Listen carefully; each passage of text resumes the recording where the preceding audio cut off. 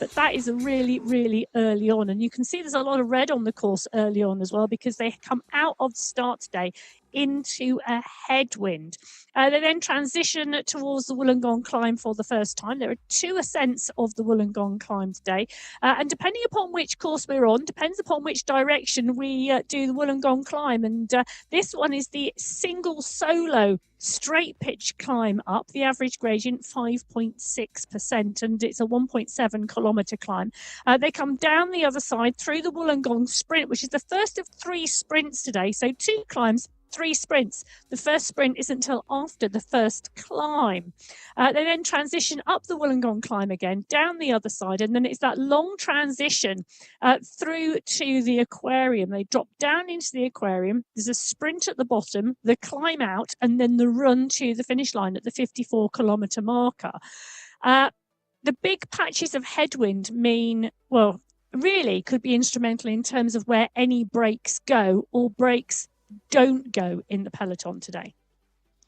And don't be fooled, I think, by the scale of this. When you look at the back end and you think, oh, it's not that far from that final climb to the finish line. It is. It's a long way. It's over 5k into the finish line, and that is going to be tough on the riders. So that's one of the reasons we do see sprints, because it is difficult to get that breakaway and go clear, whether you're in category 6 or category 1. Let's deal with category 6 first of all. Esteban Montoya taking away the individual win at the last time out in qualifier. One, Nicholas Basson taking the mountains competition, the sprint win going to Jürgen Summerer. Yes, it was a really great race, and some really, really close racing. Montoya, Hadjuk, Barbier, Huber and Gibson, the top 5 in category 6. Today, 76 riders on the start sheets, and really good to see them here. Let's move to category 5, where last week our individual win went to Marius Forcier. The KOM win of the mountains climbing competition was won by Roman Massaros, and the sprint win by Juan Rojas. Yes, and 61 riders on the start sheets in category 5 today. Brent Gibson and Nicholas Basson come up from category 6. Fossey's top spot, Hanley, Zimmerman, Rojas.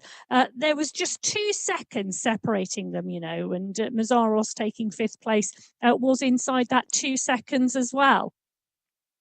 In category 4, the win going to Jonas Goman, the mountains competition to Juan Restrepo, and the sprint win to Neil Unger in category 4. Yes, a number of new riders coming up into category 4. In fact, there's a lot of riders coming up into category 4, 5 of them in total. They're swelling the ranks. Now 68 riders today in category 4. They'll head out of the pen into Australia. In category 3, well, category 3 is nearly, I say nearly the biggest race field, because category 6 just pips it at the top. 74 riders in category 3 today. So the individual win in category 3 going to Alexei Kalman, the mountains competition. Alexei Kalman once again. The sprint win, though, going to Maciej Skierski in category 3. And let's get a head start on category 2 whilst our category 3 riders roll across. Category 2 last week, the individual win went to Hayden Pucker, who was clear at the front of the race. The mountains competition going to Phil Grace, and the sprint win going to Tevs Gorjank. Yes, 69 riders in category 2. 6 riders coming up from category 3 this week. So a lot of movement out there in the peloton. Junyu Lin, one of those riders, progressing up to category 2. Category 1, 45 riders today. It's a big Cat 1 race field. And the race win going to Ollie Jones. Jones led home the bunch sprint behind the race leader, but the race leader being an also, it gives Jones the win. In the individual competition, the mountains competition going to SS, one of those riders moving up from category 2. In the sprints competition going to Niall Pedersen in category 1.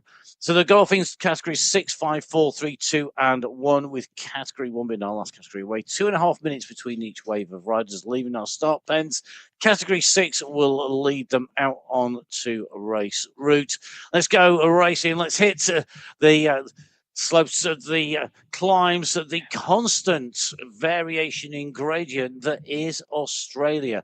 And this is a course where there is very little flat. There's very little respite. In fact, coming out for the very first part of the start pen is pretty much about it. After this, it just goes up and down like a roller coaster. Well, coming out of the pen, the Category 1 riders fast at the start and continuing to push and continuing to drive. And you can see they've already created a gap in the race field. Cristiano Kennup, the rider on the front at the moment, continuing to push on. Chandler Creighton, the rider from the USA, one of the newer riders to the Sunday Race Club in 2. Great to have the new riders in the mix.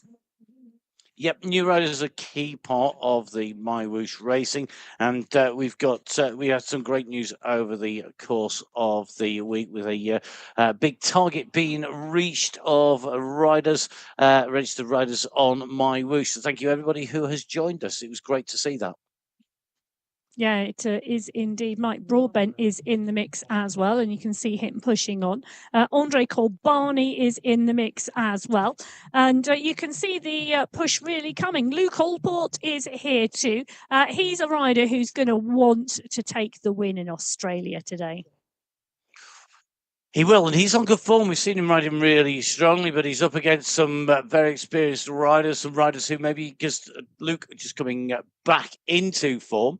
And just coming back into racing. Andre Combani, a rider who's been with us very consistently of late, and good to see Andre in his pay cave at the moment, just out of the saddle on this rise. 4.5% rise of this first little kicker here at the moment, going up to 5 as you come in round this left-hand turn before we then sweep back down again. Is a little bit of a plateau as we run along the coastline at the top of the cliffs, as they see off to the rider's right with that wind turning to that right-hand side, and you can see that on the wind gauge top right-hand side of your screen with the direction the wind is blowing from when it's pointing at our riders from their right.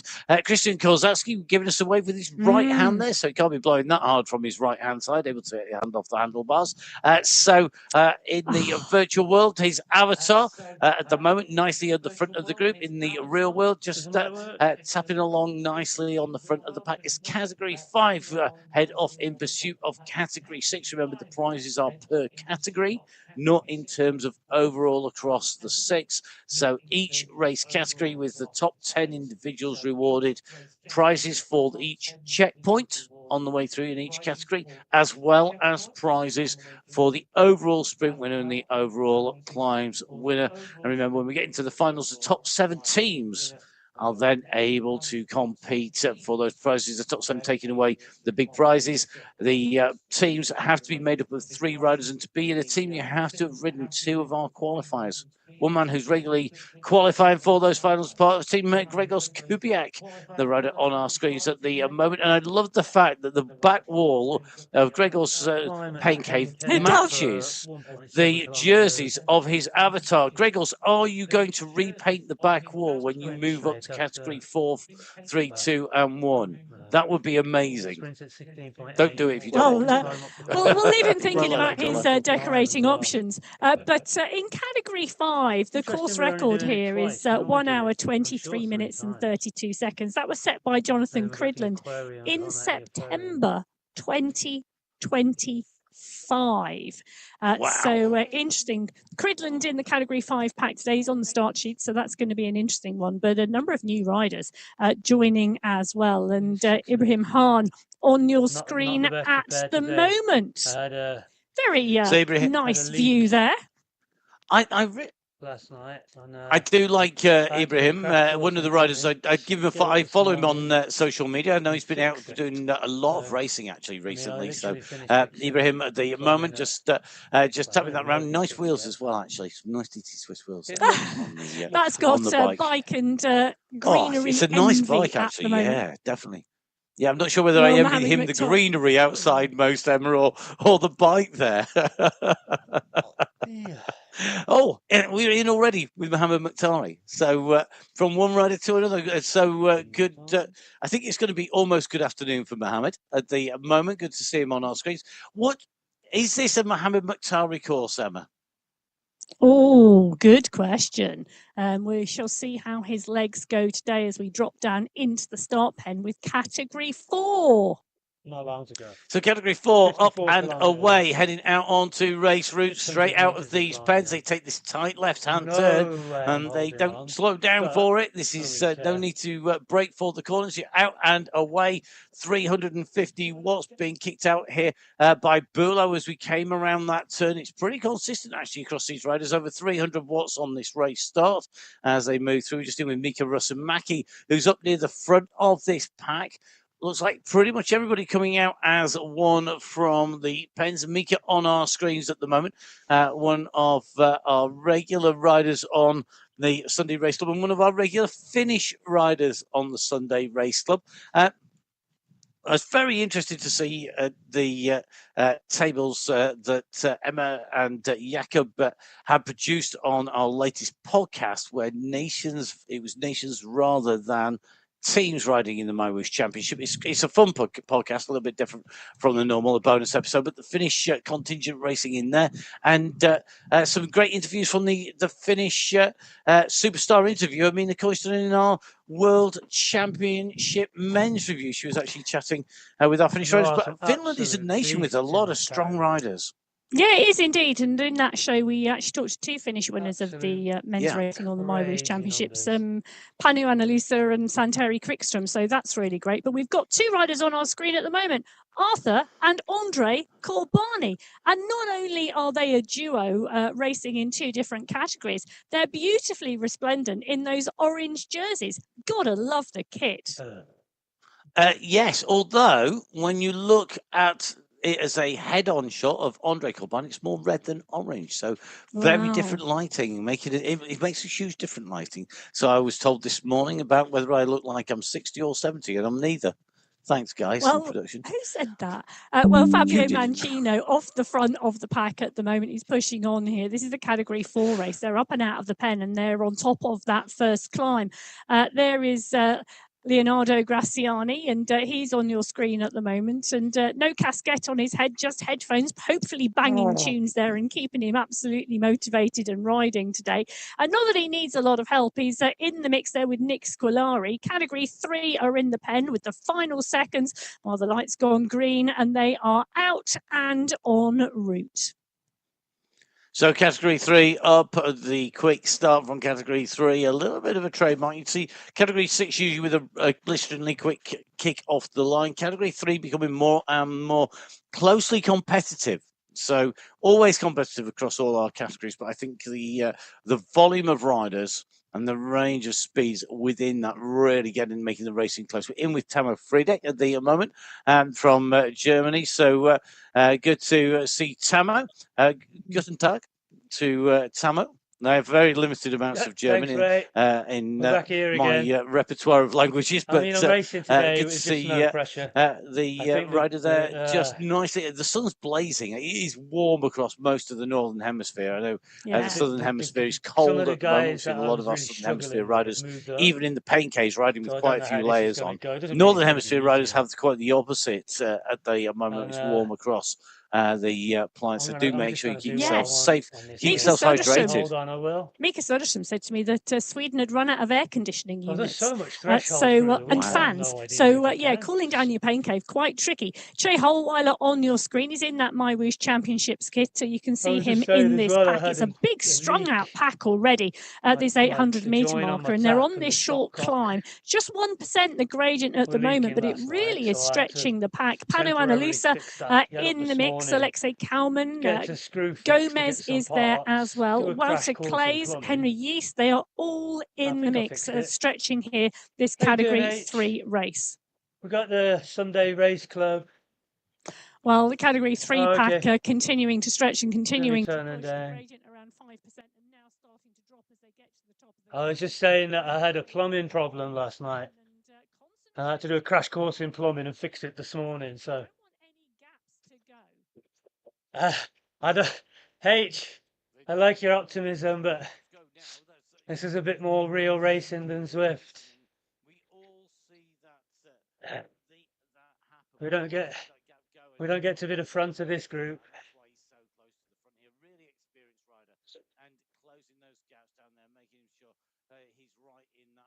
Cheers, Ray. Yeah, you can't hear your own stream, can you?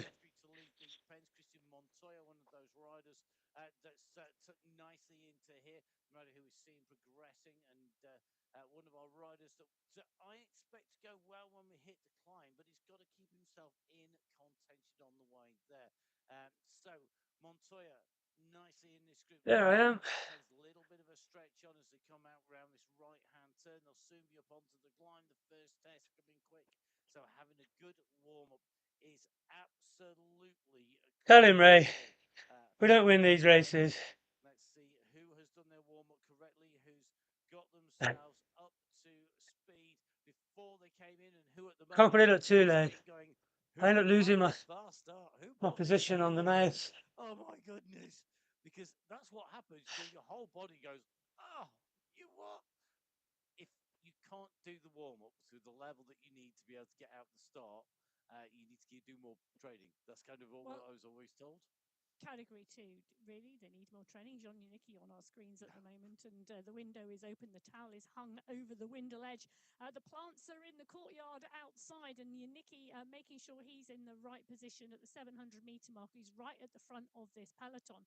The Category 2 pack stretched down the road. They're along the water side here. The crowds are cheering. The horses are in the field by the side. And at the moment, well, the pack is continuing to roll. Jonah Chatty, Lewis Ridley, Giselle Betty, Boris Ivanov as we drop in with Giselle Betty. And you can see they're one of the cooler nations at the moment with the long sleeves.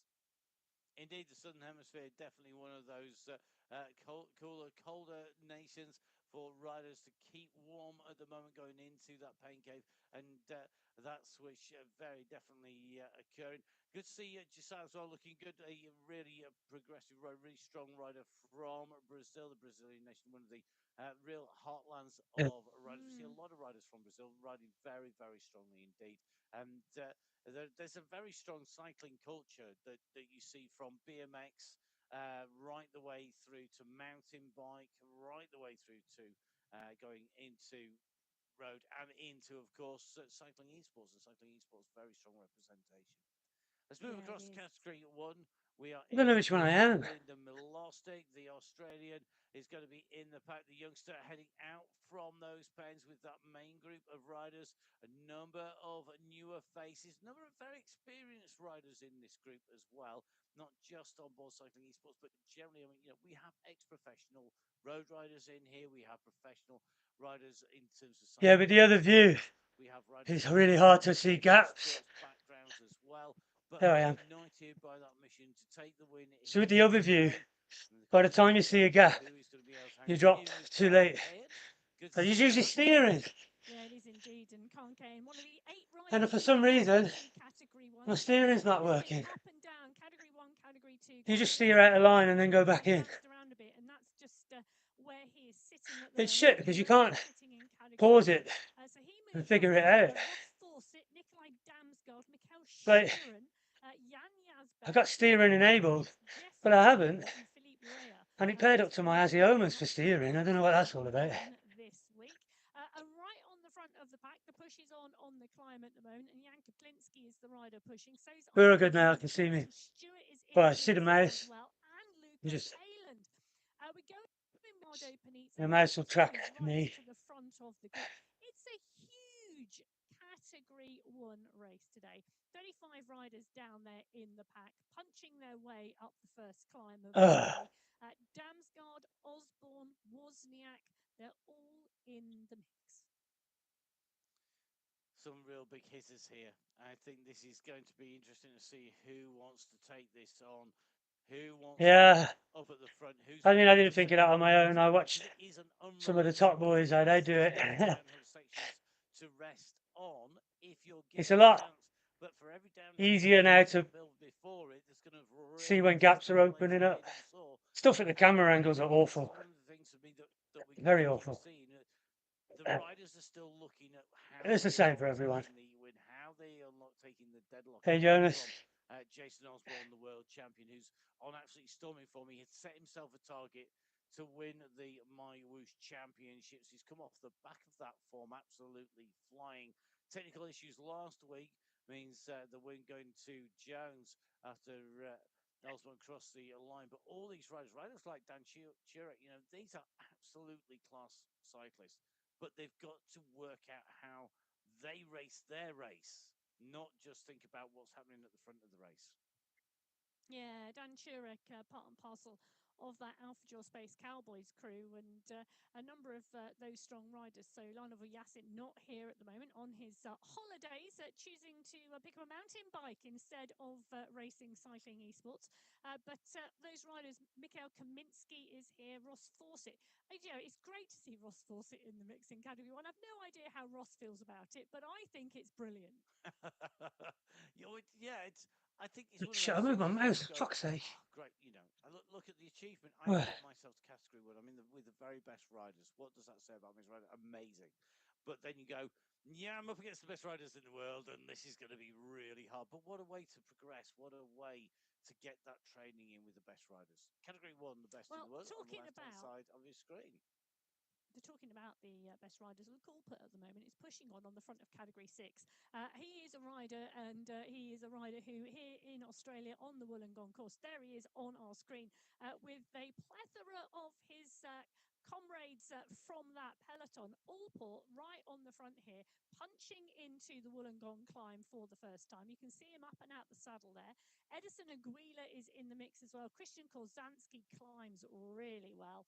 Magnus Vikland as well in the mix. And this is a real mix of riders who have been on the Sunday Race Club for some time, with newer riders as well. Indeed, and Luke Allport is on your screens at the moment, just out of the saddle. He's coming. Luke Allport's he's back on form again. Luke Allport of old is back in the Sunday Race Club on the front. Edison Aguila, good to have our two riders right at the front of the race, right on our screens in person and in avatar form. Korzanski right up in this mix as well. And Lipinowski, I tell you something, Joel Lipinowski, he goes underneath my radar. I'm going to admit this now. On a regular basis, he's always in that mix. He's been getting better. We've got Hayden Puckner in this group. And I think Joel is another one of these riders that we're going to start seeing appearing knocking into the top end of the race fields and moving up. 11th last week. I don't think really representative of where he can be. 33 participations, I think, for Lipinowski so far. And I think we're seeing progression.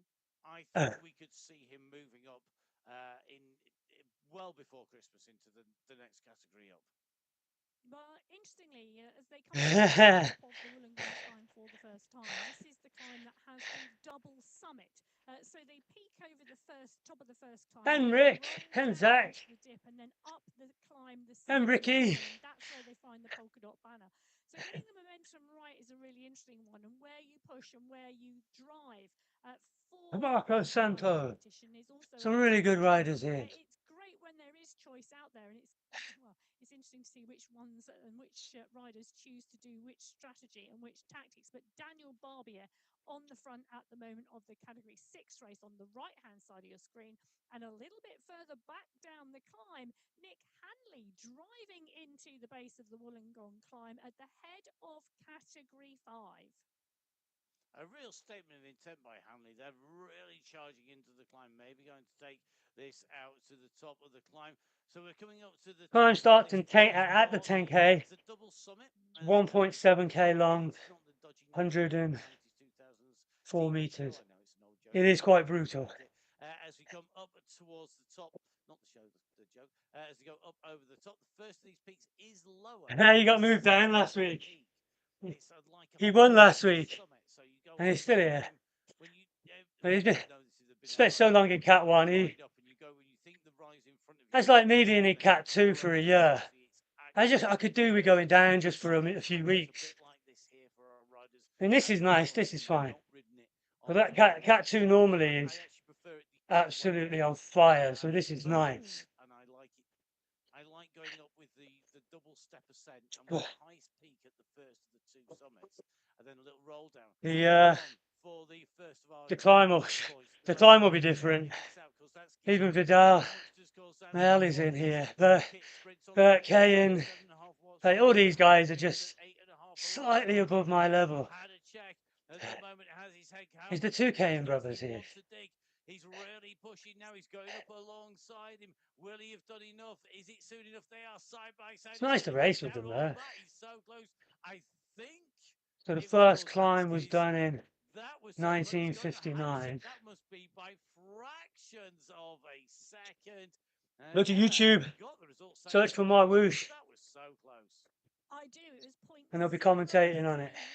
Of They got a live second. stream. That's how close it was. There's an English version and an Arabic version, so 8 points to Hadacek, 6 points to Korzanski. Vikland takes 4, Mamba takes 3, Warren takes 2.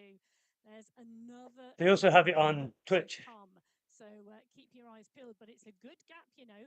Those 4 riders pretty much going over the top. 9 seconds back to a group of 17. So we could well see. Don't get your hopes up, H. Riders come together at the front of the Category 6 race, or we could well see a substantial breakaway. It's going to be interesting to see which way that one goes. But Nick Handley at the moment, we're in with him in the garage on the bike, and he punched into the base of the climb, and he's 10 seconds clear as they're coming to the top. He's got this descent here and then the roller to the polka dot banner. It's 10 seconds back to the chasing group, so great climbing from Hanley. It is. He really has. 9.3 is the start of the climb. Hanley, and he's going to go. This is his for the taking. You know, that is a huge gap. He could back off the pace, but is Hanley going to look to solo his way up? He's got Category 6 riders in front, so he's got plenty of riders as targets here, and he knows that behind him Category 4, 3, 2, and 1 will be chasing as well. Hanley around this left-handed turn, he's going to take this away.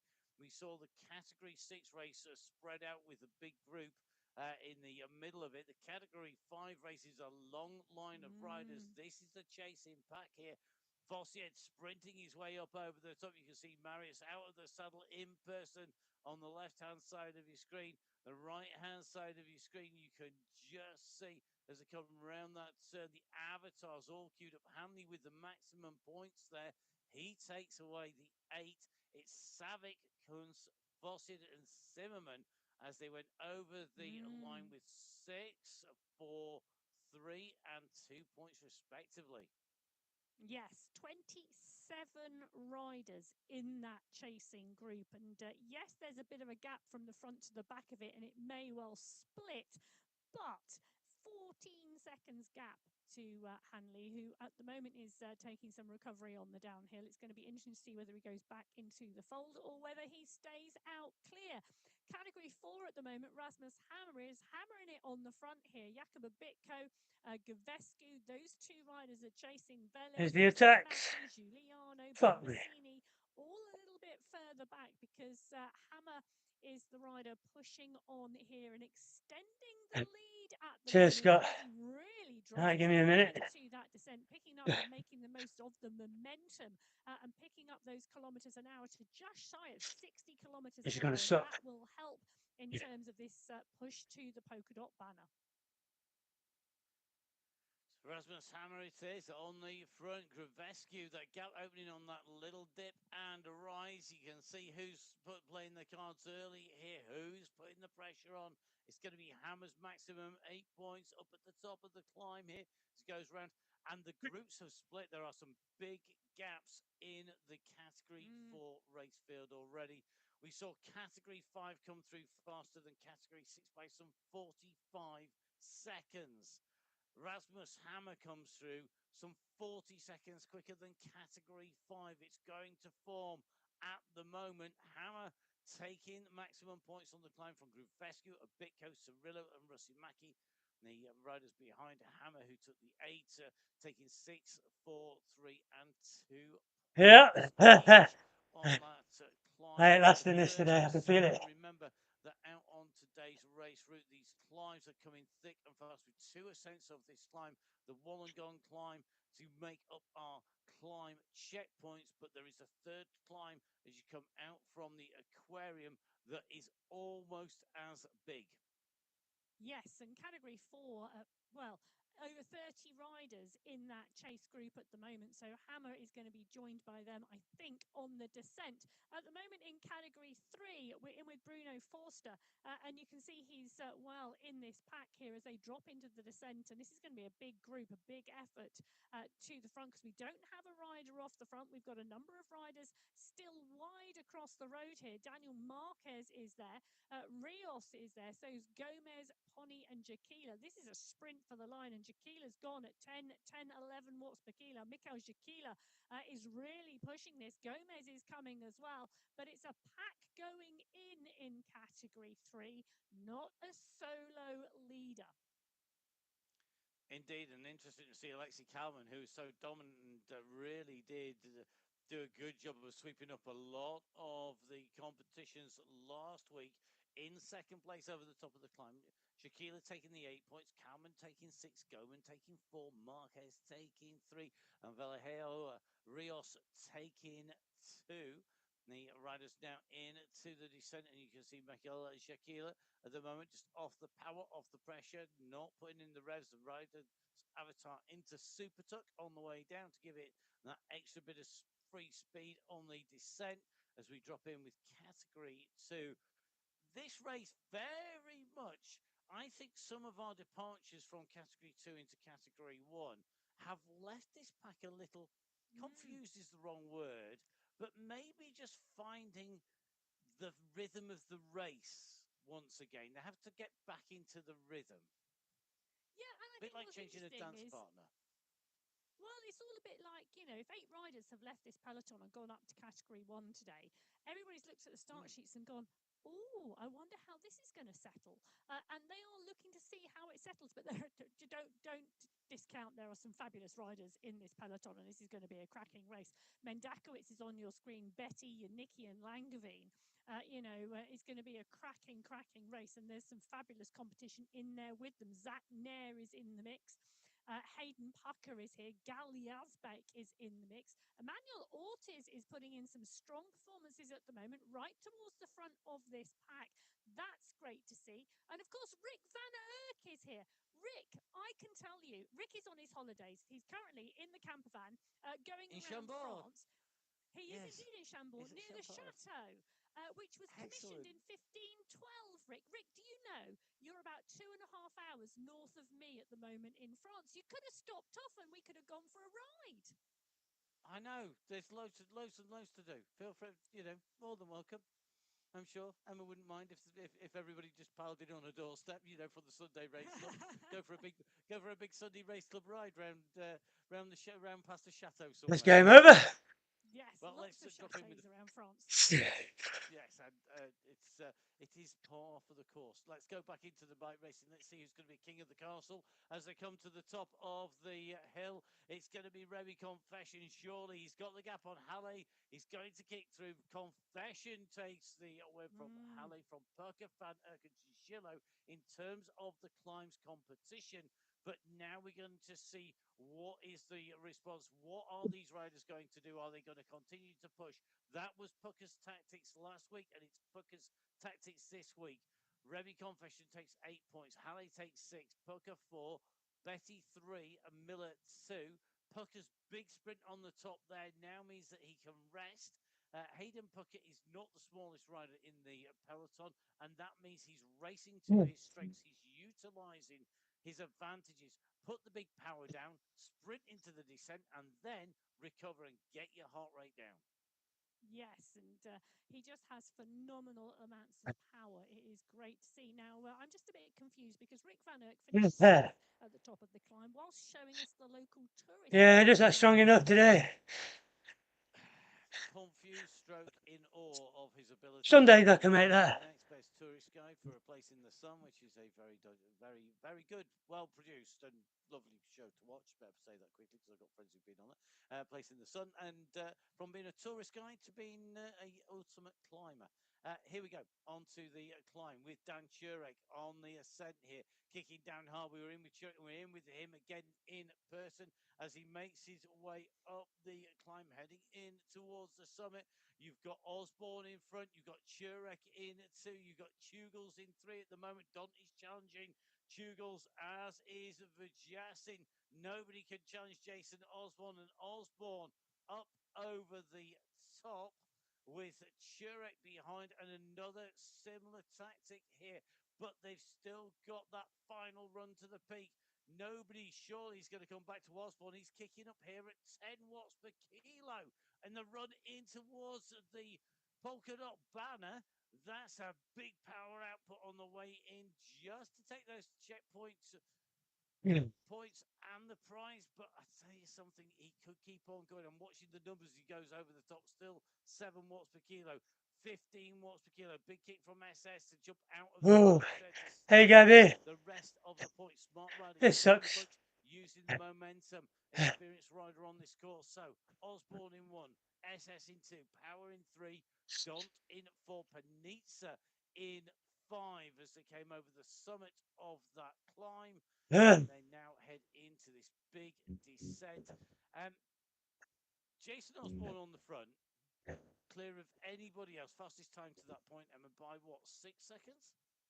Yeah, and this is a real danger zone here. Hey, David's here as well. Up on this descent, SS and Power and Don and Panizza went over the top of the polka dots to pick up those points, and then they sat up. There's a big group back here, so not sat up to recover. He is continuing. We might catch continuing to drive. if they ease up after the sprint. He's extending the gap. It was 6 seconds at the top. It's currently 7 seconds at the moment, but Osborne is sprinting at the moment to lift his pace, to lift the momentum, to get a quicker speed on the descent. And the rest of the pack are not doing it. Ruben Dont has just twigged what's going on at the moment. He's just punching on this short rise. He's going to go up and over the top as well. SS is punching too. They need to punch really hard, or Jason Osborne 16.8. gone. And the way this course rides, there is very little respite. There's very little room for team. But the nominal power is the same as what the GTT will be. I think, and this is why we've seen him. I can't work any harder. What could anybody do in pursuit? Yeah, it's going to be tricky to see. I can do what I'm doing for longer.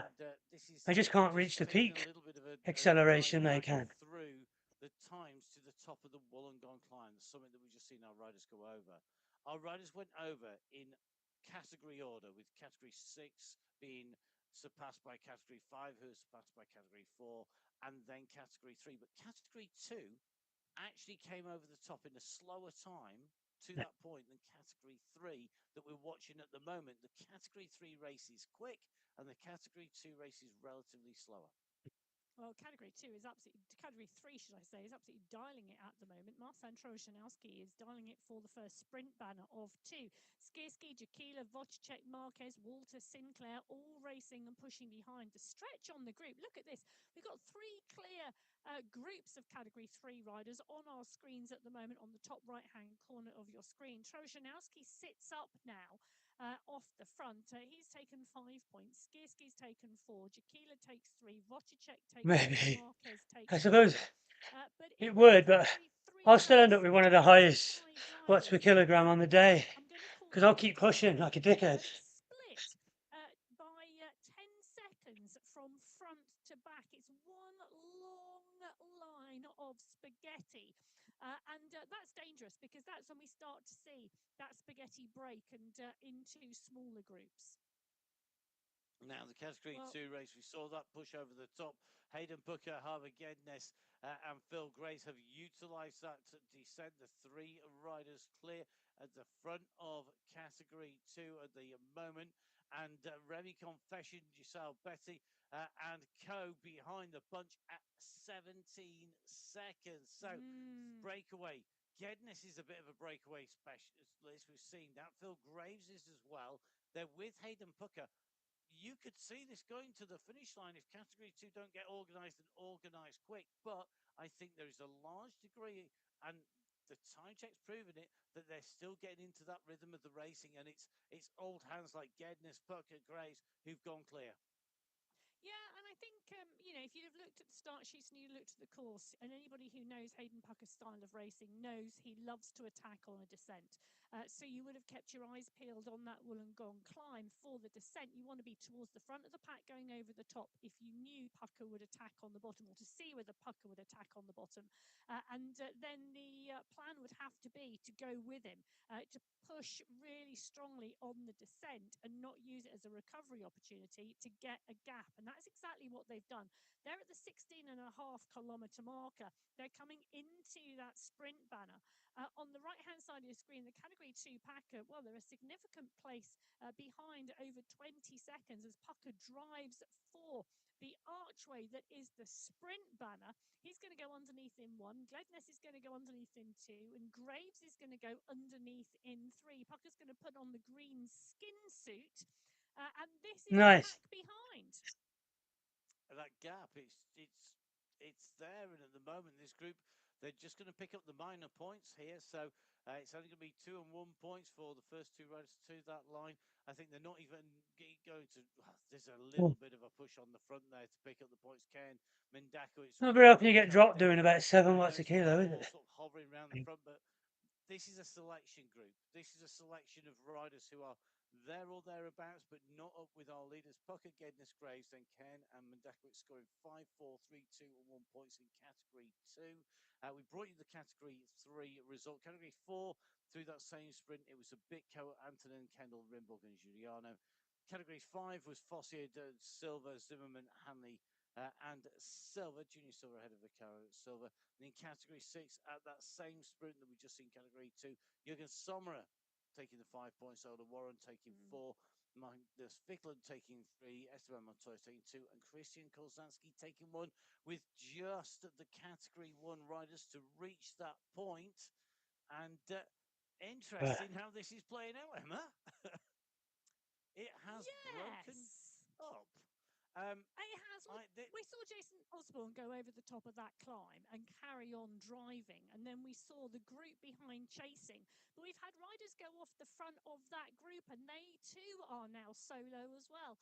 Pavel Skierski, one of them, Mikhail Kaminsky, another, and then it looks like the group is behind, so it's all fractured. It hasn't. It's a long line behind the riders in the chase, so the pressure really on at the moment, a really decisive moment. They know, yes, okay, Osborne's gone up the road. We kind of expect that. We could see letting him go, but nobody else is going to get off and get a jump. Skierski's going to get the jump to the sprint here. He's going to score the second lot of sprint points here. He's going to be followed to the line by Leonard Chugels, who's very quickly gone across the gap there. Chugels' power there, super fast.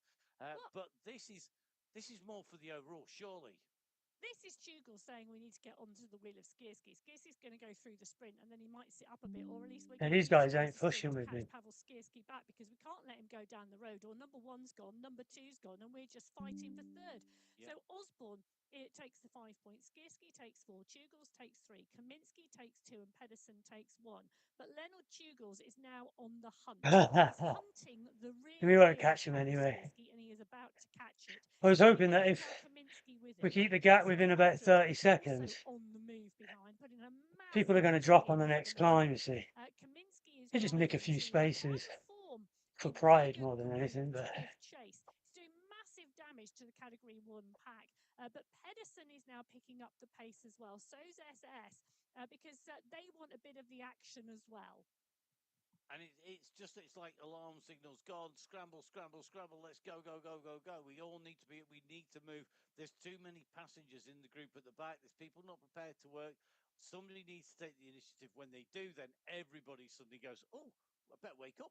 We're on the move. And now they're all scrambling to get on there. So there's a lot of reactivity rather than being proactive on the front here. And it's taken a kick on the front to get everybody into gear. Lionel Vujassin, I would always say they will. People have thought the winter group's already split, possibly. Yes, he's also back from his holiday, so feeling refreshed and ready to race, I imagine. Cool.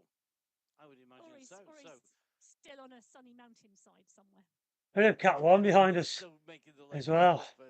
It's going to make it harder to. Be feeling the effects of a whole. Here they are. Over 600. They're just behind us. That's amazing. Up over that climb, 700 watts there. just as he goes into that seated position. That's still rolling, holding zone 2 at 180, 200 plus watts. Just, super power there, which you need if you're in category 1. These guys, they're producing enough watts to light a small city between them. Well, And I Or think he's just Jason Osborne. on the way to the finish, because it's just going to be hard today. Well, the callers come from the front of the group to keep working because they've worked off the front. Tugel's pushed on. He caught Skierski. Riders went with him. They've now all come together. They've split the pack, if you can see on the top right-hand corner of your screen. There's riders all over the back there, but they've only got you can draft them. 4-second gap to a significant group of riders. Then you can see now more riders trying to get across. Dan Turek trying to move. Mikel Plantreau trying to move. Roger Goosen trying to move. Are you able to, is the question. Across to this leading chase group from this back chase group, because the pace has come off of the front group. Oh yeah, well, a single rider's not going to go anywhere. Their goal, but they've got to keep motoring and they've got to keep moving. Unless he's really heavy with raw watts. But I can't get a breakaway against these guys. They're not heavy enough. Group. I mean, just what happens now will be very telling, won't it? I think that's key. Will you see a renewed impetus on the front? There's the cat one at the bottom of the map, look. On the road on the left-hand side of your screen, the rainbow bands of the world champion being covered up by the green skin suit. The sprint leader taking the sprint points on his way through. He's looking, I'm sure, to maximise the payday here today. One of the professional cycling esports rider in amongst our competition, Osborne, at the moment, really is pushing it here. We see this week in, week out. He knows what he can do. He knows what his pace is. He's really working his way through. 20.2k covered. He's already at nearly 150, nearly 160 meters in front of the chasing group, and that is at the what is 20k strong guy mark. Yes, but the chase is on behind, I tell you, and they're only just, well, they're not even 100 meters back, and we're seeing continual drives and continual pushes off the front of the group because they're going, actually, Jason Osborne's only 10 seconds down the road. Now he's only 9 seconds down the road. Oh, he's only 8 seconds down the road. If we keep pushing, if we keep driving, this could be the catch. But take a look at how hard this is. Look at the face of Dan Turek at the moment. This is not easy. This is seriously, seriously hard work, this chase group at the moment. They're chasing Jason Osborne, the world champion. I think there's riders in this group who believe they can make the catch, and everybody is on, well, it's eyeballs on stalks at the moment. It is. You can see the effort coming out from these riders. You can see our Alpha Jaw riders on the left-hand side of your screen in person, and they are working hard today. Mistakes 100 just in front, sitting on the wheels here of Osborne, I think it's going to be. So look at this. Jason Osborne pulled back. The mighty Osborne has come back, and instantly a move, a big push up by Ruben Dont to come up onto the front. Now he starts to wind it up at 7.5, 8 watts per kilo. The kick goes. Will he? Yeah, normalising a bit. With him once again. This is Dont. 4.8 watts a kilo. And the counter-attack move was in there, but what is going to happen? He pulls off the gas. It's not happening. They're going to back off again, and it's all back together. It is, but what they don't want are the riders who have been distanced off the back of that group through that frantic kick and drive for Jason Osborne's wheel to get back into the mix. So they need not to sit up too much. They need to keep the pace going. At the moment, Hayden Pucker is keeping the pace going in category 2. He's dropped Harvard Gledness and Phil Graves. They are around 18, 19 seconds back as a duo on the road. They couldn't stay with Pucker's pace because he is time trialing on this flat transition section. And when you're on the flat transition section, it's watts that count. And look at the watts from Pucker. 450 watts at the moment. He's motoring. He's absolutely motoring. Now, if you weren't watching last week, there is a very definite tactic happening here. What happened last week, we saw Jason Osborne catch the Category 2 leaders, which contained Hayden Pucker. Osborne tried to go through the group and take Pucker with him. It didn't work because just the rest of Category 2 sat with them. So what they did, Jason Osborne backed off. Pucker attacked and went down the road and broke the gap from them. Osborne could then go again, and it left Osborne and Pucker together on the front. This time round, Pucker's forestalled that because he's gone off the front earlier, and he's got that gap. So if he's caught by Osborne, expect them to work together. I don't know. On the road. Too far now. Let's take a look. But I'm just front of the wondering if we can with the first riders to catch a few that drop. Pens, the leader of Category 6 is Ben Kirk. On the right-hand side of your screen, he's ahead of Ephraim Mamba, along with Thomas Korver, Kazansky, Vikland, looks like Blackall in there, and Warren as well. There on the right, that's the right-hand side of your screen, your leader, Ben Kirk. I'm going to have to push my own pace on the climb. Eric Lekver, who is leading the Category 5 race at the moment. He's just gone through that big pack of riders in Category 6, taking advantage of that draft. But you can see these riders are now onto the slopes, 200 meters separating Kirk from the chasers behind him. And there's not a lot in this. This is very close, actually, still in Category 6. Kirk's got the lead, but it's not insurmountable. No, it's not, and there's a big group of riders behind him. Yeah. So at 8 seconds, yeah, we can draft. Hoy, Ephraim Mamba, Ola Warren, Hadjicek is there, Milano is there, Vikland is there. They're all in the mix, and they're all pushing on strongly.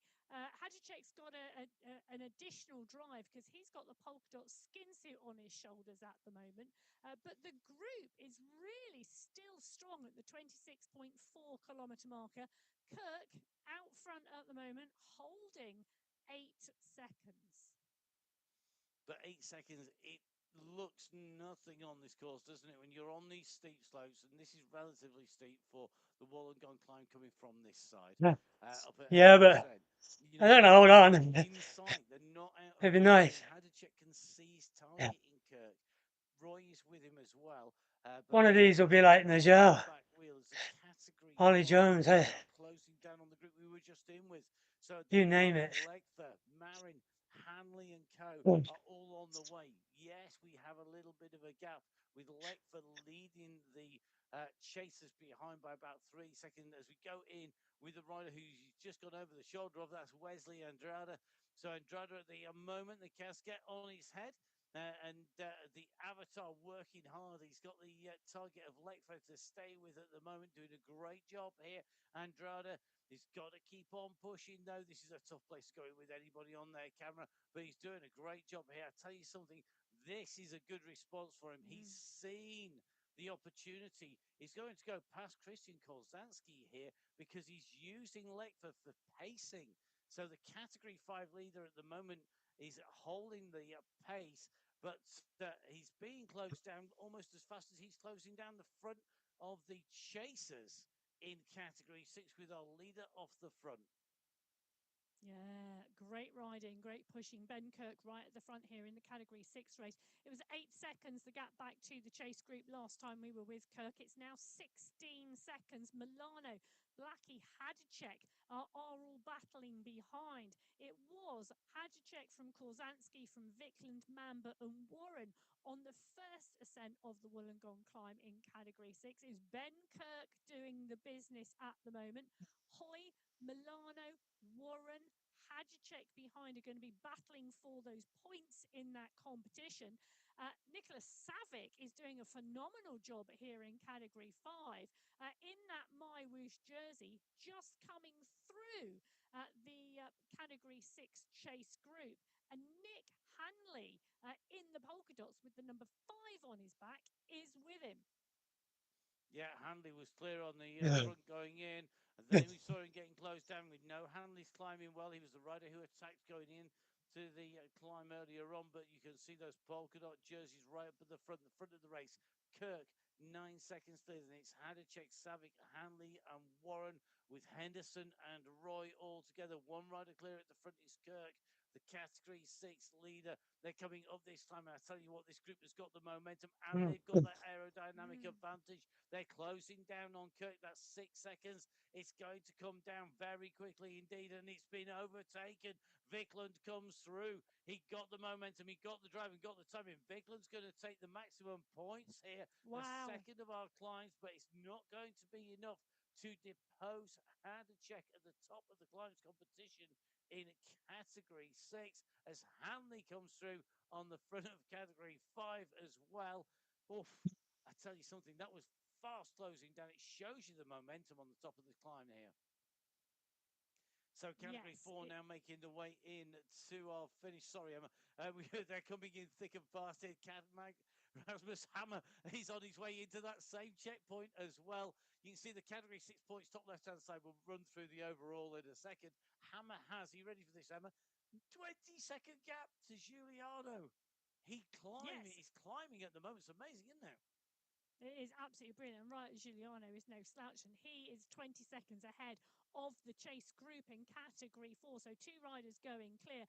Is Vikland from Hadacek, from Kirk, Warren, Corver in Category 6 going over the top for this time, which gives Hadacek the win in the points competition. And with 14 points to Vikland's 12. In Category 5, it was Hanley from Hendrickson, from Lekva, from Savic, from Fossid. Hanley taking a clean sweep at the top of the 2 Wollongong climbs for the polka dots. Hammer going over the top of the climb in 1 gives him maximum points. It gives him 2 wins out of 2 in the Category 4 race. We've just seen the rest of those points being allocated out. So Category 4, Hammer with 8 points, Bitco with 6, Giuliano with 4, Antonin with 3, and Reich with 2. Add those points into the overall, and Hammer taking a top spot twice, a clear win ahead of a Bitco, the only other rider on double digits in points. Category 3, well, the sprint coming over the top there very quick. They snuck through. That's a good word. They did. Marquez from Trojanowski, Jakila, Kalman, and Maroka. Marquez was 9 seconds clear. It was a 20-rider group, however, chasing behind with some gaps. But I'm looking at the top right-hand corner, thinking a lot of that's come back together again. So Daniel Marquez out in 1. In terms of that climb competition, Marquez, whilst he picked up 8 points, it wasn't enough because Jakila picked up 4. Which means Jakila takes the polka dots today. And the Category 2 leaders in that climb competition and on the road at the moment, approaching the banner. At the top of the climb, you can see the chase is on behind Pucker, but Pucker at the moment already clear round the corner and heading into the descent. He's picked up maximum points this time around. Behind him, Phil Graves is going to take the second set of points as he comes up. He's going to score his first points in the climbs competition. Gednes comes through to score points as well. His first points in that climbing competition too. They've got the gap on Halle. Halle scored 6 points on the first ascent, but I don't think he's going to score enough points now to challenge our leader. That is Pucker, who's leading the overall competition. We're going to wait to see what points Remy Confession scores on the way through. But I tell you something, it's not going to be enough, I don't think, here. It's not. It can't be enough. So Pucker is going to take that climbing competition in Category 2 as we watch SS versus Jason Osborne in Category 1. Osborne's gone, boom! I'm just going to go at 10.5 watts per kilo. The polka dot banner is mine. Underneath he goes. But take a look at this. This is now interesting because the group brought Osborne back into the fold. The group is chasing strongly. And from Jason Osborne to the back of the group, 9 riders, 5 seconds. Osborne, SS, Dont, Tugel, Skierski, Milostic, Pedersen, X100, and Kaminsky. All eyes now on what Jason Osborne does. And do you know what? He's doing it again. He is. This is really interesting. So Osborne on the front pushes over the top. Donno's coming at him. We've got SS. We've got Tugels. We've got Skierski in the mix. Osborne, he's on the climbs. He keeps on nailing these climbs. We keep seeing this. He's on the move. But for me, I would have almost expected Jason Osborne to have a bigger gap at this stage. Well, different weeks, different racing, and at the moment it looks like we could see Don and Osborne form a duo and work together. And I tell you, those two could work really strongly together, taking turns on the front as they punch up this small climb. Skierski, interesting move from Skierski to be on the front of the pack behind, because Skierski, obviously Osborne's teammate on the final bosses crew. Kaminsky, X100, Milostic, they're all punching because they're coming up over that short, sharp climb at the moment. But Don and Osborne, Thanks, Scott. two riders off the front at the moment. I think this could be a dastardly duo.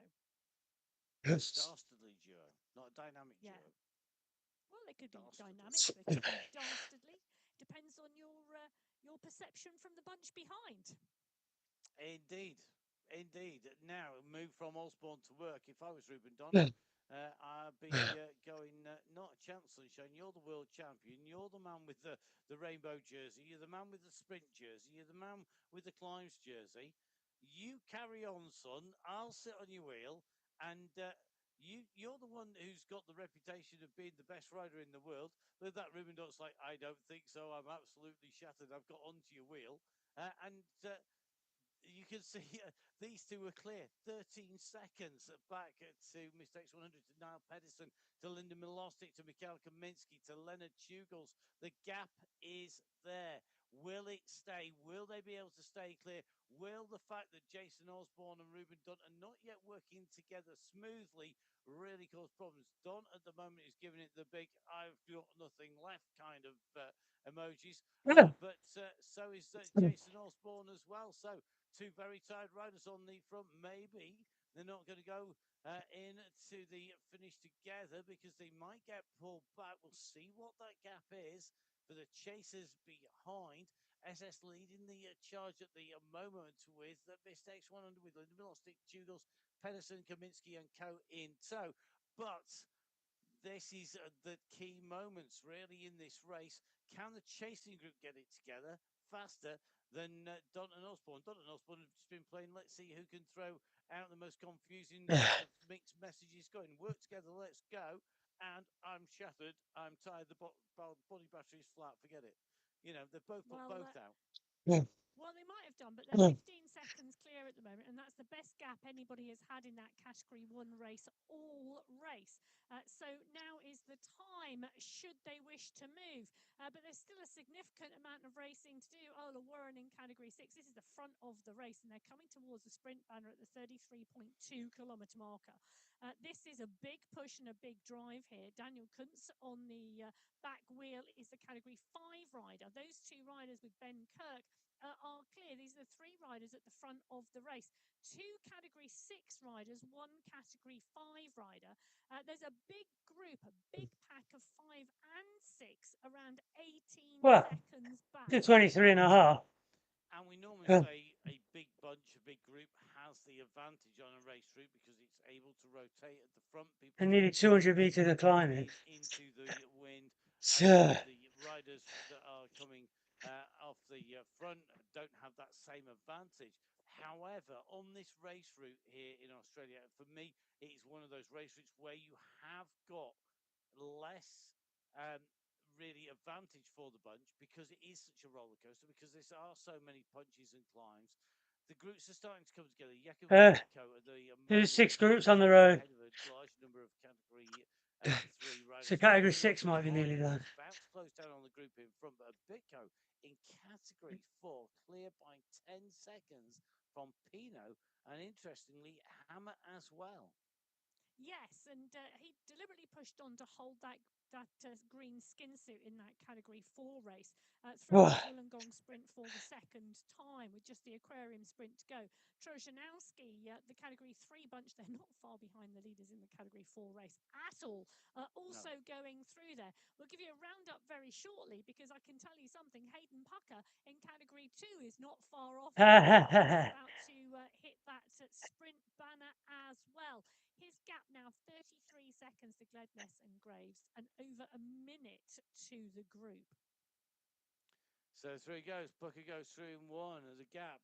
30 seconds. He's going to take maximum points. Bottom. Sprint competition. It says 54 kilometres, 22.4 left. Not careful, and they're going to be aware of where the Jason Osborne Express train is, but Osborne not able to break clear as he normally does on the way through.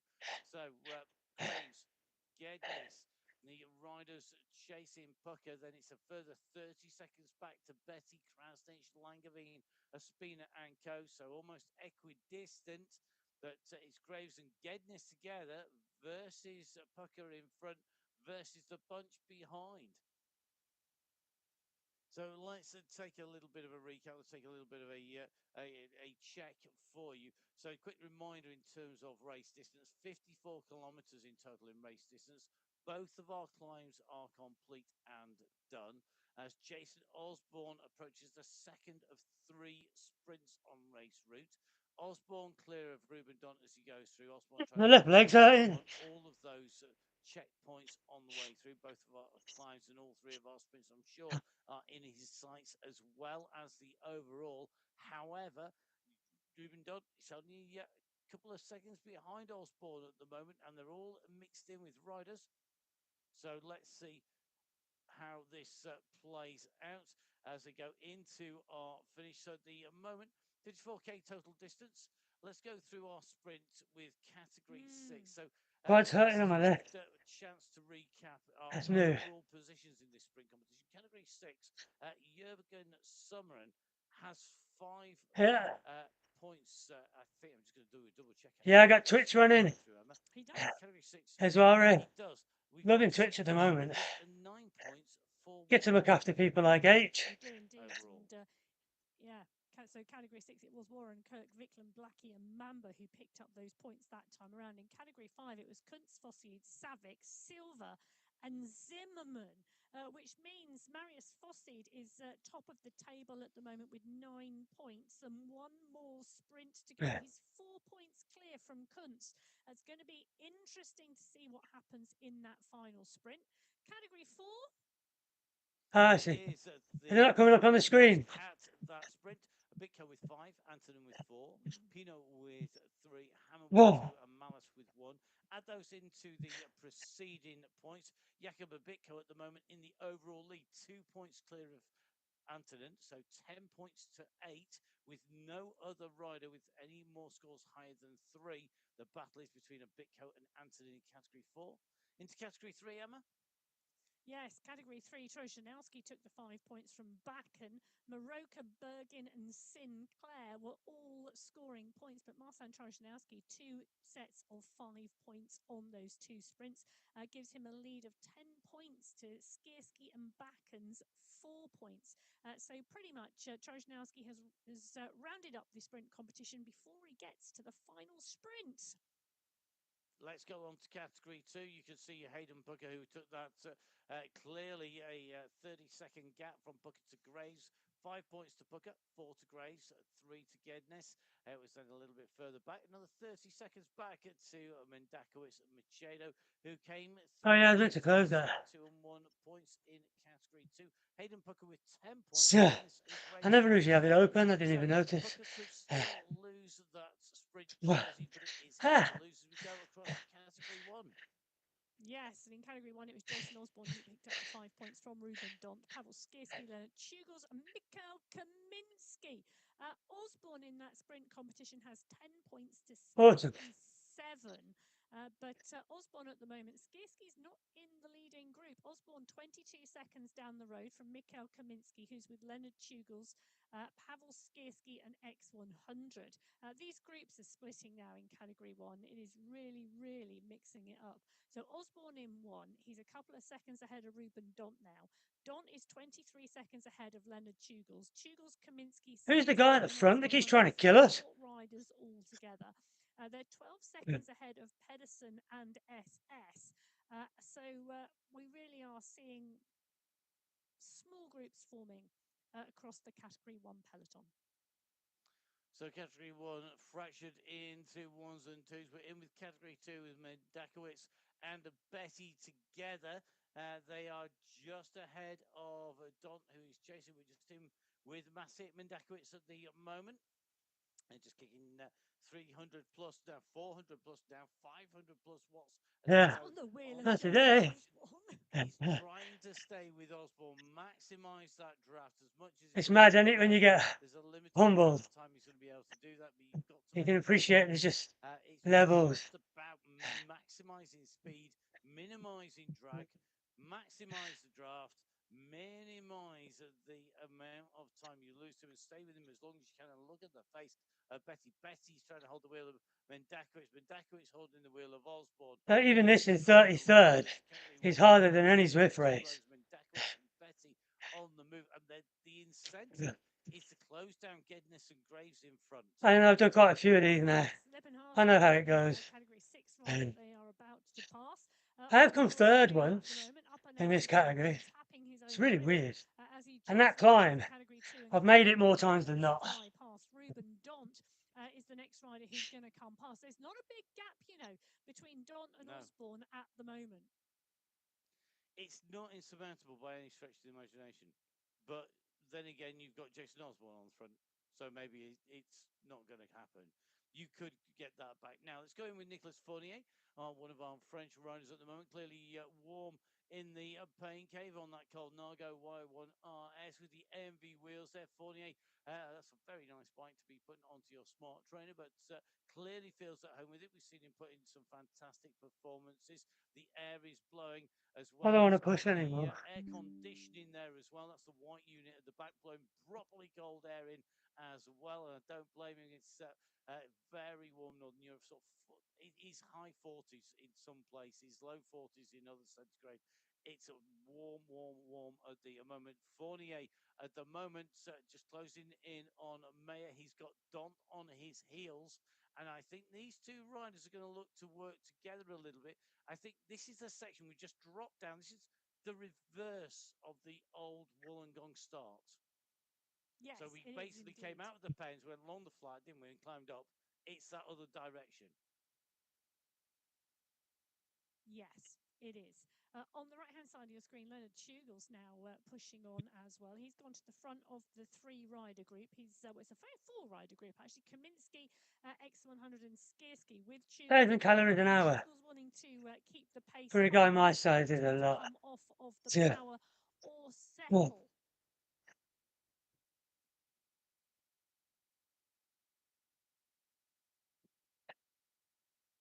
Well, Tugel's continuing to push here, X100, Kaminsky, and they continue to ride. Skierski is there as well, but it really is Tugel's and X100 on the front of the pack here doing the work. They keep catching the earlier starting riders. They've gone through Category 4. They're now going through some Category 3 riders as well. There's a big, long line of riders out there on the road ahead of them. And you can do this almost by just picking off groups. You see the next group of riders ahead. You close down, you pick it off. You see the next group, you close down. You can see very clearly there's a group of Category 3 riders ahead. That'll be their next target. It will, and each time you catch a group, you've got that draft advantage. You can sit in those wheels, or you can go through the group not sitting on the wheels. You can do indeed. So if the Category 1 riders continue to work, they continue to push, they continue to try and close the gaps down. They're coming onto the wheel of Zach Nair.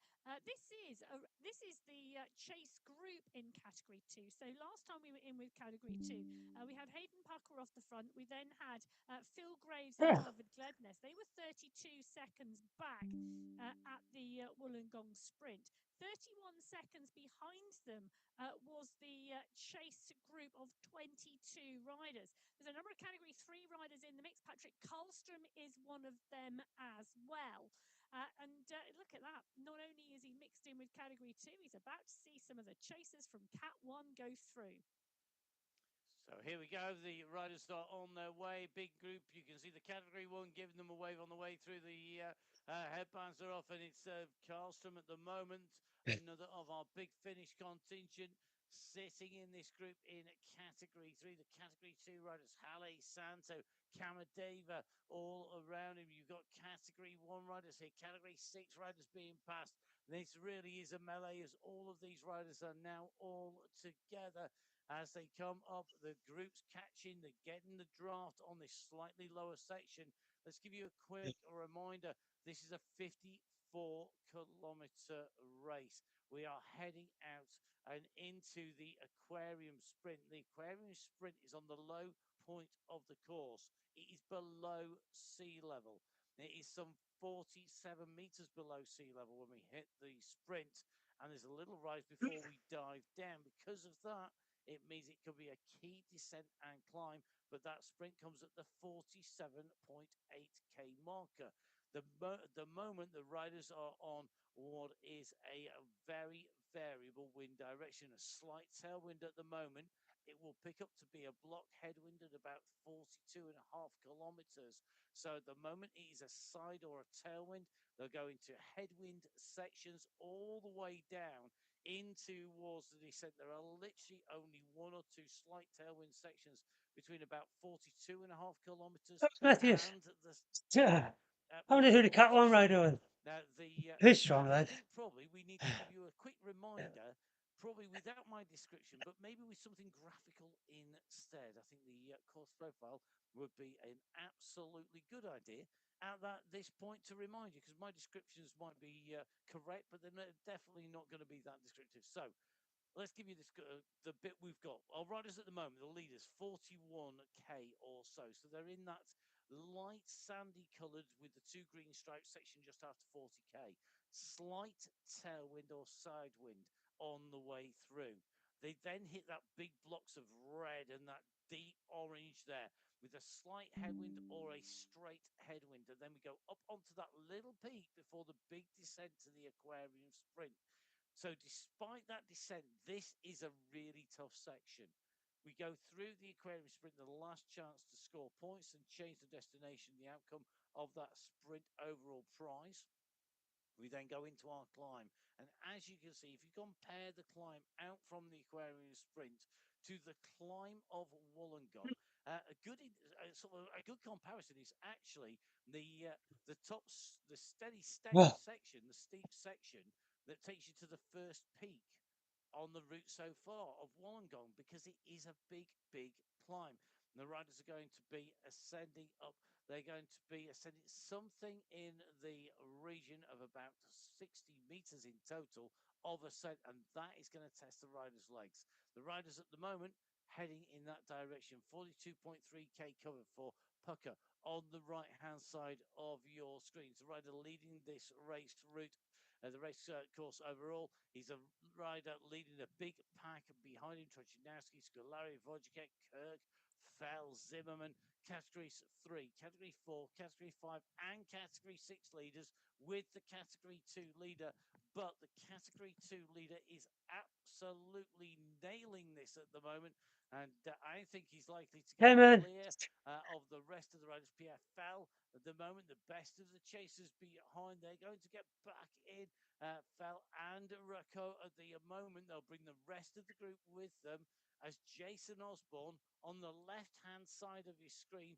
Currently, time trialing zone 4 at the moment, has got company as well. Reinheimer, Betty, Graves, Gedness are all behind Osborne. So we have got a chasing group on the left-hand side. 500 meters to go to get to the right-hand side. Can Betty, Gedness, and Graves hold on to the wheel of Osborne?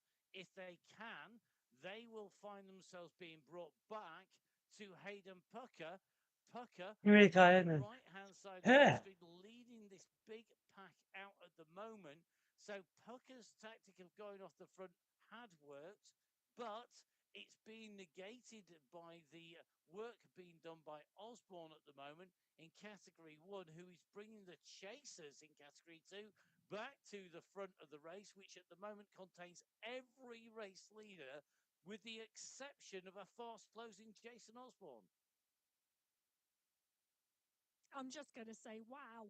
Nick Scolari on your screen at the moment in Category 4, part and parcel of this huge group at the 43.6 kilometre marker, tapping a rhythm, keeping his eyes on the road, keeping his eyes on what's happening, because this is danger time at the moment. They're coming towards a small climb up ahead. You can see that on the parkour on the top right-hand corner, and they're running into a headwind at the moment. So you want to be in the draft, you want to be protected, but you want to be mindful of your position in the bunch. You don't want to be off the front driving into that headwind. You certainly really don't. Yeah, I agree 100%, Emma. I think that's a really important point here. We are coming into, we're on to that headwind section that we talked about when we had our course profile up just now. It's that headwind. It's about sitting in. It's about conserving energy. Junior Silver, one of our experienced riders, just out of the saddle. You don't want to be too far back down the group, though, because if you see a gap open, if it splits, you don't want to be the wrong side of the split and then having to chase, because that's as much energy as being on the front, if not more. So you need to be in the wheels. Pucker putting the pressure on the front in that green skin suit. The chase is going behind him. Category 3 riders are the ones who are closing him down at the moment, because there are no Category 2 there yet, but I can't imagine it's going to be long. This is the rise up, going up on to the bridge before we drop down into our aquarium. Velada in person, in those MyWhoosh shorts. Wilson out of the saddle, really getting the pressure onto those pedals. It's not just keeping the chain tight. This is a real acceleration now. 450 plus watts, 500 watts now going through those pedals as they continue to push. They know that this is the moment to make it count. And look at what they've done. Hey, Zwifty. Here, How are you? Swamp the front of the race. They're going to go in towards the bridge, then drop down in towards the aquarium. So the next big selection. Turns out Cat 2 is just as hard without it. The usual suspects in it. Onto our final climb. It's not categorized, but it is going to be very, very telling. Well, less than 9k to go now of this race, and Pucker is on the front here, continuing to push, but he's got this huge pack of riders on his wheel, and now Pucker punches into the descent. It's a traditional Hayden Pucker move. Nick Hanley, the rider leading the Category 5 race at the moment, at the front of this, in that polka dot skin suit. He's got Marius Fossey from Category 5 in the mix in the green skin suit as well. So trying to keep tabs on everybody. It's lucky that our riders in each of the race categories can choose to just have the riders in their race on the nearby list, whereas we have everybody all mixed up for you today, so you can see on the nearby list exactly who's on the. Hey, Rick's made it to the back. What's he doing here? So you get all of the categories at the moment on there because they're all together. So being able to identify which Nick Basson. He was in our ZRL group. Category 3, right? Leading Trojanowski, as on the left. In Category 5 or 6. That's nuts. Gedness at the moment on the heels. Oh, that's Category 4 maybe. I don't know. No, 4's red.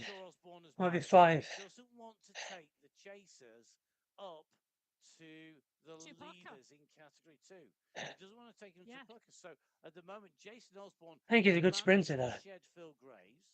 He's managed to shed the other companion, but he can't shed Gedness. Gedness is holding the wheel, and Osborne knows that he's in danger of taking Gedness to Pucker. And the other thing is, Gedness is a good climber. You've got to climb. I would argue that Gedness is potentially as good a climber as Pucker on the terrain that they've got. Hayden Pucker is not a bad climber, don't get me wrong, but this is a big, steep climb. But there's a real challenge here, isn't it? Because whilst Osborne is pushing on at sprint, recover in an attempt to shake Gledness, it is enabling Gledness to stay with him. The gap back behind is a really interesting one to the rest of the Category 2 pack. You know, it's a really, really interesting move here. It's around 450 meters that is separating them. So Osborne's done a great job. Gledness is still there, and it's going to be interesting to see what Osborne does. I think it might depend on how far back the Category 1 riders are. And I can tell you there's a number of them hidden in that Category 2 pack at the 46.2 kilometer marker. Gledness is... competitors are in that group. Osborne's competitors are in that group, and it's around, well, it's now looking at around 500, 550 metres. So Osborne has Gledness for company. There's still a number of riders on the road between him and Hayden Pucker at the front of the race. But we're coming to the 47.6 kilometre marker. And this is the Aquarium Sprint, the final sprint of the day. So Maciej Skierski goes through, leading through Category 3. Marius Fossier takes the win in Category 5. Jakub Bitko in Category 4. And they have gone through with Hayden Pucker taking the sprint points in Category 2. So they are the first sets of riders to gain sprint points here today on our final sprint here in the Aquarium. The riders are absolutely flying their way in here. The riders coming through Category 6 riders through that sprint as well, led by Ola Warren. So the sprint competition really unfolding. Jason Osborne is about to hit the line before we can bring you those points here. So Osborne about to go underneath that sprint banner. He is, but take a look at what he's done. He's sat back and said to Harvard Gledness, you want to chase Hayden Pucker? You go on your own. And that's exactly what Gledness is doing. He's now up ahead in front of Jason Osborne. We're going to be able to get some time checks in a minute because the rest of the Category 1 pack are going to come through that banner.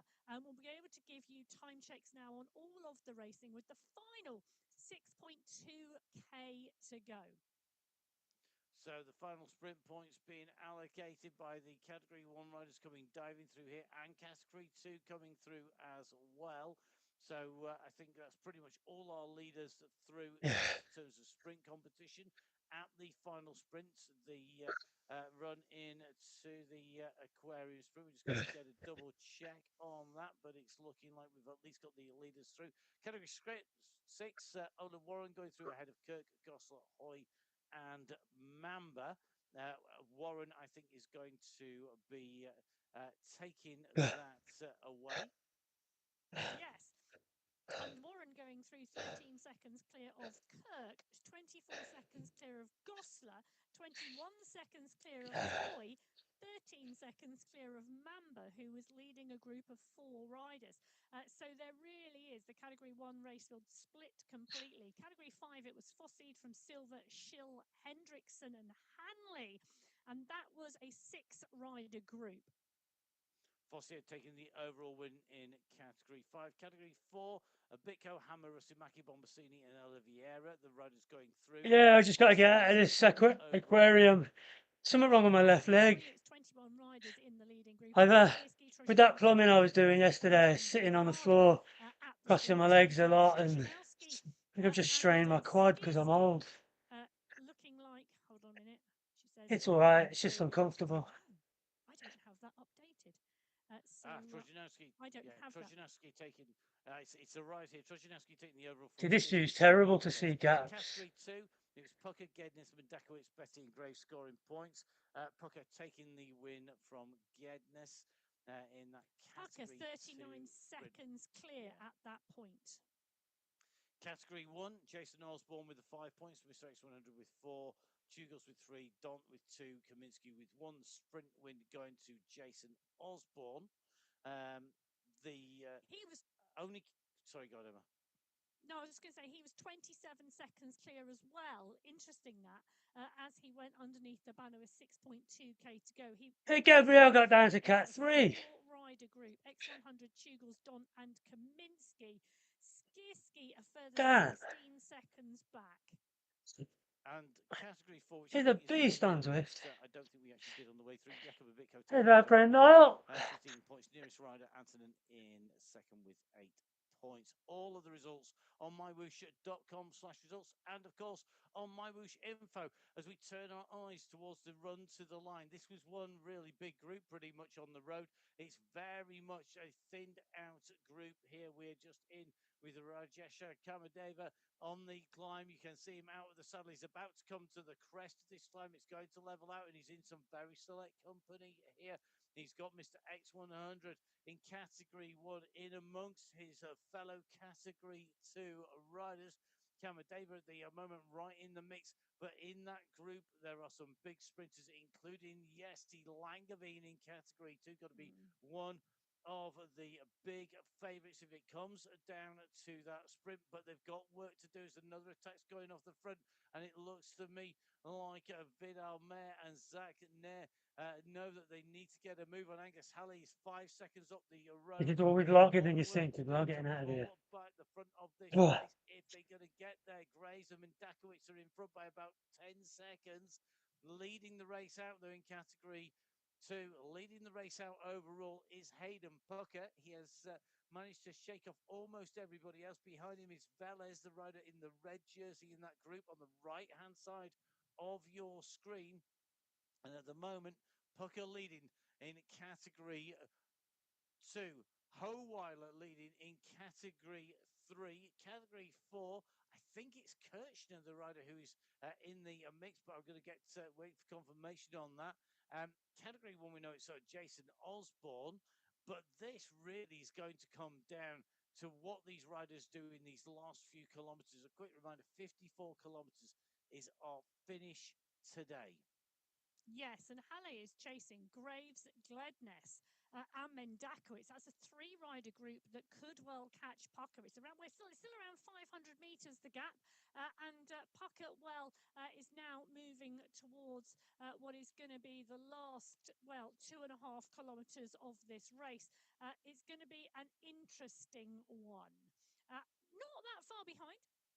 Jason Osborne working his way through the field now. He's currently sat in 24th on the road, but he's only around, 100 to 150 meters behind the leading group on the road now. So Osborne in green, he's in the sprinter's skin suit. He's leading the category 1 race. He's around 8 seconds off the back of the group on the right-hand side of the road, which is the leading group on the road at the moment. Jason Osborne is going to make the catch today. The Category 1 race, they were the last group of riders out of the pen.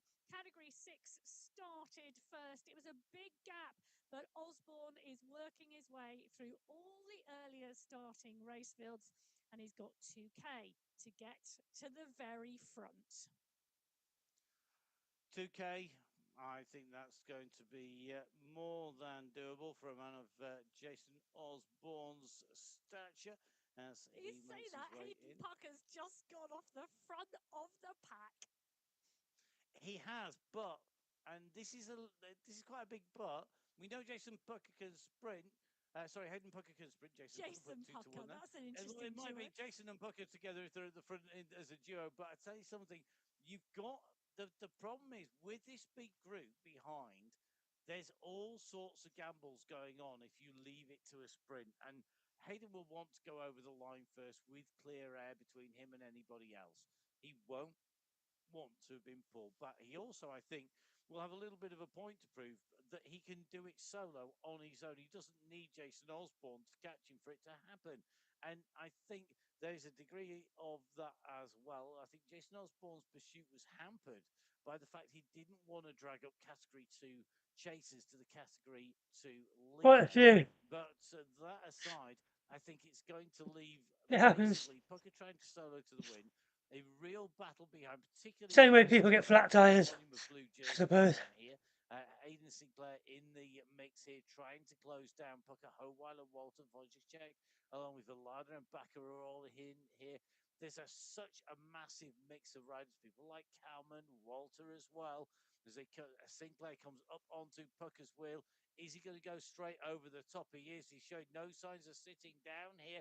We're at 53.6K covered. We're heading into the finale here. We are indeed, and Sinclair can see the UCI banner. This is the drive for the finish line in Category 3. Timothy Brook is coming, Jakub Wojciech, Villada, Kalman, Bergen are all coming in fast. Kalman's coming seriously fast from behind. Alexei Kalman goes up and over the top. Howeiler is pushing, but Kalman is going to get it today in Category 3. Malice is going to get it in Category 4, and Hayden Pucker is going to get Category 2. Well, Alexei Kalman there taking another win, Emma. Incredible. Well, he is indeed. And Jason Osborne comes underneath the banner in Category 1 for the win today. The sprint is on, however, the push is on. The final 400 meters, it is Kaminsky. He's battling with Leonard Chugels. He's got Ruben Dont and X100 for company. The Category 2 race is a light, but this is Kaminsky and Chugels going head-to-head for second place Cheers, in man. Category 1 today. And Leonard Chugels is going to come underneath the banner and take this, I think, ahead of Kaminsky. Dont is finishing fast from behind as well. Chugels from Kaminsky, from Dont. I think that's the order those riders take in that sprint. Wow, what a sprint, what a run for the line. Let's have a look at the live leaderboard as we go in. Most of our categories actually putting riders in over the line for Category 5, right the way to Category 1 at the moment. Jason Osborne, the fastest rider of all, 1 hour, 15 minutes, 20.329 seconds. Is that a course record, Emma? Go back to our very first conversation. A long way off. The course record 1:12:14. So actually, that was not a fast race today. But then Jason Osborne made his move. He got brought back. He made another move. He got brought back. And then he made his final move in the latter part of the race. So no course record today. So we're not going to see 6 out of 6, so we can leave behind the course record conversation for today because we're not going to equal that women's. We're going to see all 12 course records tumble in one day. Jason Osborne taking the win from Leonard Chugels, Michael Kaminsky, Ruben Dont, and Mr. X100. They're your top 5 riders. We're going to just dive down into our final sprint here for the line. This time you can see SS trying to get onto the wheel of Niall Pedersen. Pedersen took the sprint win last week. It's going to be SS coming in immediately behind him, and Linda Milostic 2 seconds down. So the youngster behind there. Interesting group of 3 making the way into the finish, and that will change our live leaderboard. Remember, our leaderboards are live as we speak. So we've got where I am. Our top 8 Category 1 riders in. So Osborne in 1, Chugels in 2, Kaminsky in 3, then Ruben Dont in 4, Mr. X100 in 5, Niall Pedersen in 6, SS in 7, Linda Milostic in 8, and then the next fastest rider at the moment on the course, Hayden Pucker, leading the Category 2 race. A good ride by him to come in ahead of that, the late finishing, but always fast finishing, Maciej Mendakowicz. Yes, he is indeed. And that breakaway with Graves et al. Really paying off. Betty coming into Gledness as well. So those riders finishing strongly in the Category 2 race. But you can see the mix of Category 1 riders. This is the top 20 over the line in terms of time. And it's a real mix between Cat 1 and Cat 2. So, wow, really interesting racing today. Really, I was so blown away by how that race has played out here today, because we've seen Category 2 riders right up in the mix with Category 1, not just 1 or 2, but a lot of them actually up inside the top 40, 15 times overall. So the Category 1 race playing out much more tactically necessarily than the very flat out Category 2 race, in part because Pucker was clear, but he was never at a point where they gave up chasing. So I think there's a lot of that Category 2 race. The speed was Hayden Pucker inspired because he was in front, but not by enough for people to give up. So I think that was why. There's some great racing back there. There was some absolutely brilliant racing. There really, really was. So it was one of those things, wasn't it? Hayden Pucker went off the front. He made that catch to the very front group on the road. And then he had a choice. He could go off of the front of that and just keep going, or he could sit in the bunch. He had around a 600-meter gap on the road at that point in time. And at that point, there wasn't much fire coming out of the Category 2 pack. So he chose to sit in the group for some time. And then eventually he pushed on towards the latter part of the race. But really, he never lost that leading group. I'll tell you what, let's take a look through each of the race fields. So let's start with Category 6, where Ben Kirk took away Hayden won again, obviously. third race win on the MyWhoosh Sunday race. Almost all them are Cat 1 riders. Sprint's going to Ola Warren. No surprises there as a Would have been the line. And you can would have been Cat 1 riders and come back down. In and through. So Kirk from Goslar from Warren, your top 3. Yeah, and taking a look at the time gaps, the riders were 1s and 2s on the road out there in Cat category 6 towards the end of that race. I think that final climb and then that 6.2k run for the line where the groups were coming together really took its toll, but some great riding and racing. Hugh Hendrickson taking his first win in the Category 5 race, leads the Category 5 race field in home. It's on his 14th participation, so he went away from unlucky 13 and on 14th. First one after that, took away the win. Well done, sir. Nick Hanley, we saw sprinting on the top of the climbs, takes away the climbs competition. Cheers, man. And the top 10 rounded out by Nicholas Savage. Oh, no, because Yes, you go for the sprint, but it's not like it doesn't really matter, does it? Was just driving that So you never go that hard. I don't know. That was enough full commitment on the sprint. So Marcel Mallis taking his second. Oh, a bit Tattoo Coast then on the line. Club in 29 participations, and you can see the top 3. They're all with jerseys and all with. Well done, Hayden. And Joseph. Overall race winner Marcel Mallis, the overall. Feel great, yeah. Some really big names in the top 10. I know, and it really close racing when you take. Who got the KOM? In category 4. Cat 2. To see just how close those first 3 really battling for that line, and then smaller groups coming. Remy got the first climb. Well, category 3 is our next. Hayden got the second, so Hayden probably got the KOM then. I got it here. Yeah, Hayden got the KOM. And he got the sprint as well. It was a 3-up sprint. I love Hayden to bits, but he's in the wrong category, man. He won all 3 sprints. The KOM. He just didn't get one KOM and got them all over. Like, that just sucks for everyone else. It's like a kick in the bollocks.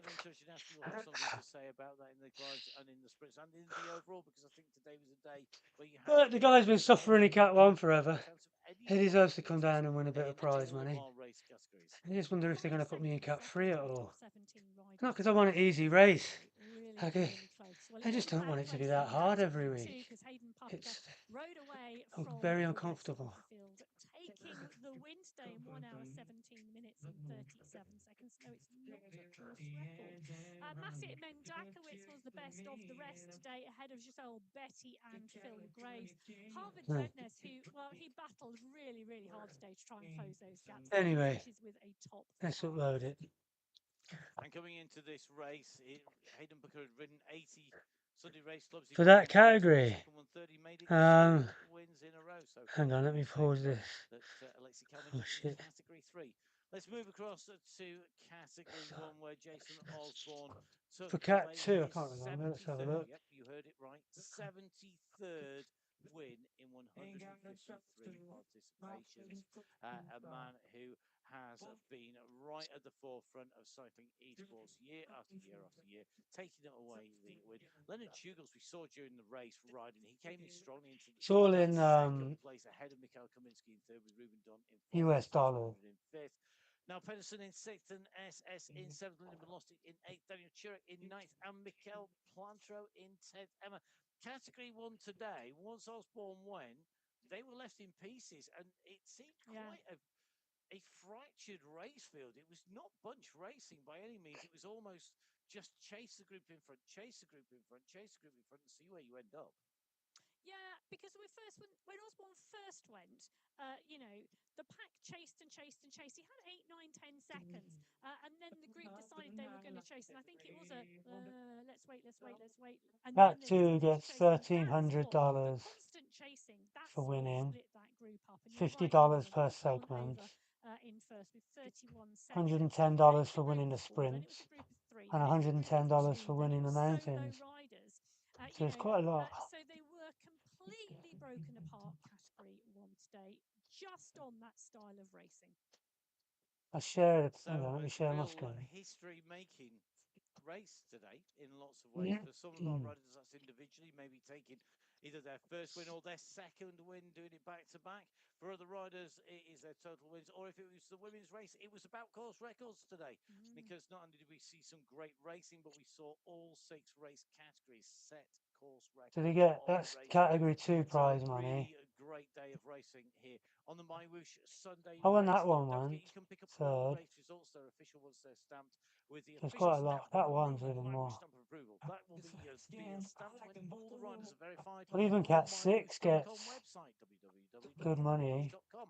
You can catch it with all to the stats, the participate. Like you get, statistics. You can go on to the Hall of Fame it's a to drop off, realise but that it's still. SS is now only 2 Cat 6 is like a good in the Sunday Race Club away from B joining rider. 200 I think that's what I've figured out joining Phil Gray's Mr. X100 on Zwift. captain for Michael Knudsen in that more than 200 rides on the Sunday Race Club. He's the nearest rider. 2 to go for him. You can pick up with So you all have the to stats, do the power of all the riders, a the fitness races, test. the race results, the courses, you name it. There's tons of stats and details on there. And You if do a you've got fitness the easy test, dilemma of having and on you the end of a check phone your line, machinery is also working find okay. out all sorts And of then once you've done that tips. test, Don't if forget, Emma you has been busy do a keeping up with race the latest and show you go, and that test inside the decides where you podcast go out into your there. category. So And asking then the if you usual go question, what happened over to those the riders, numbers teams, putters, nations? What would the by a results certain have amount, they been? don't tell you what, Have a you listen. get I'm disqualified. surprisingly interested in the results. If you do that I have to fitness say, test some and riders have you get put in complicated category 3 and then great. you It was overdo those numbers, you just get disqualified. Whilst you're online, follow And my then if you Woosh go at down a MyWhoosh on category because Instagram you're and on sandbagging, Facebook at again, _Woosh they look at your fitness on and go, X. Don't that's forget, not of right, course, you can do follow us another on X test. at biking So Emma, and you can could go follow down a me little at bit, Map Fixer but you won't go Dave. down a You can lot. follow the podcast at And then I can't help MyWhoosh. it. I refuse Please to do give us a like, sandbag. follow, and make I sure when always you're do my online, best. you hit subscribe to be notified whenever MyWhoosh go live on YouTube, because of course we'll be bringing you the Sunday I race refuse in your to direction. And of take course, it we've got some easy. great news. There's lots of racing coming up associated with the UCI World Well, Championships. normally, yeah, but they've got this new system is weird because, like, yeah, everybody knows. Like someone like Hayden, he's just like world class, you know. It's weird that he's in category 2, but then again, like I say, he spent so long in category 1, getting some really hard races. It's nice for a guy like that to go and win a bit of prize money. But it'd be weird if he was there next week. He can almost win it. Well, it'd be like sticking me in category 4 or 5. You know, I'm just going to sit in, and then anytime there's a selection, I'm going to just push it. But I can do what I've done today all the time. Let's have a look at my numbers.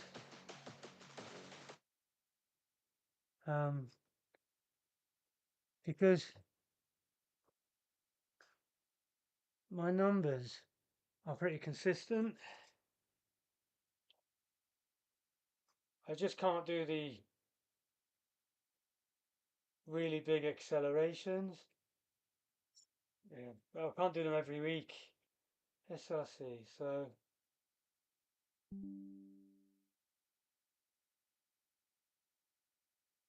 I did 6 watts a kilo nearly for. There's a bit of a discrepancy in what my weight is in game and what intervals is, but I did at least 5.9 watts a kilo for 5 minutes then.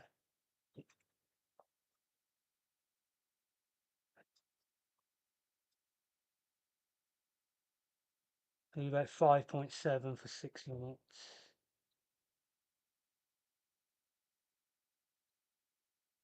So that's a lot. It's not nowhere near my best, but it's definitely still a lot.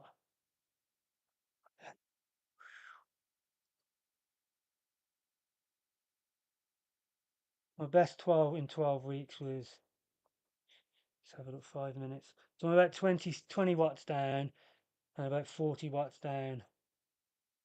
We're about 10% down on my 5-minute power. So I know I can do better. But here's what it is. It's good, really good race. That's harder than any race you can do on Zwift. By miles.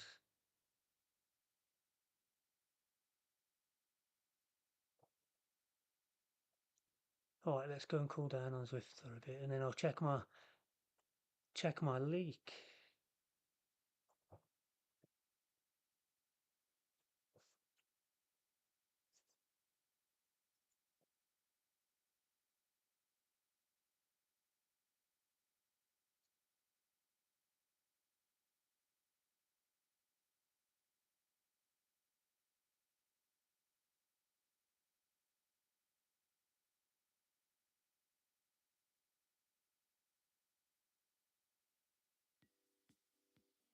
That's my mouse.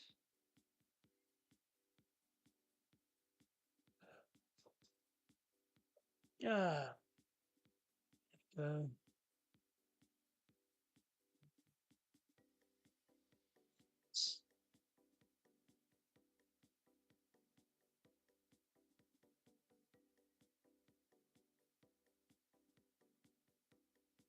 Still left Zwift running in the background. I'd have clocked up loads of kilometers for my SL9.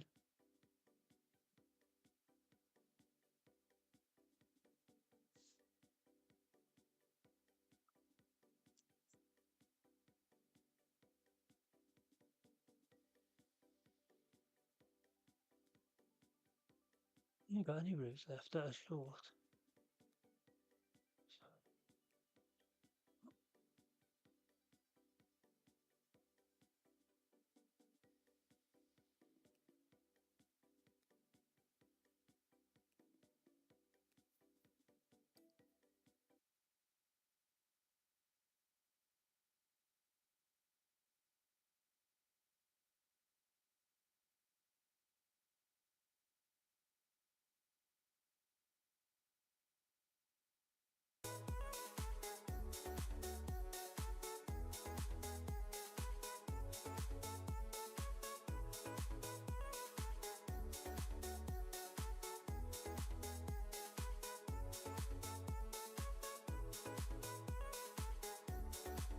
Jeff's here.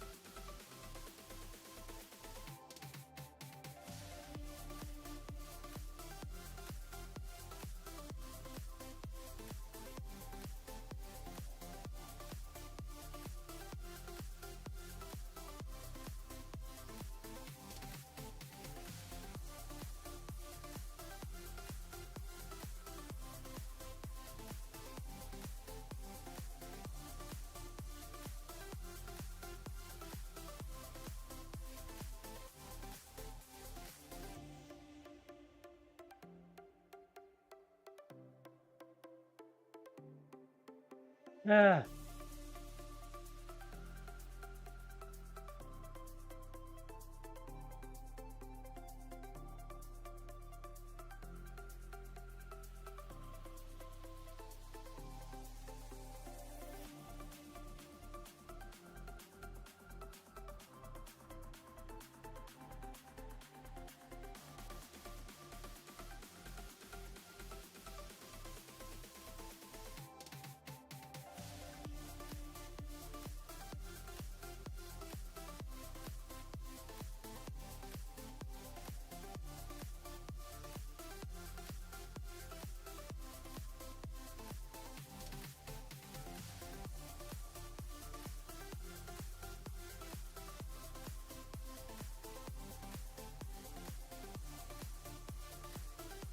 Yeah, yeah.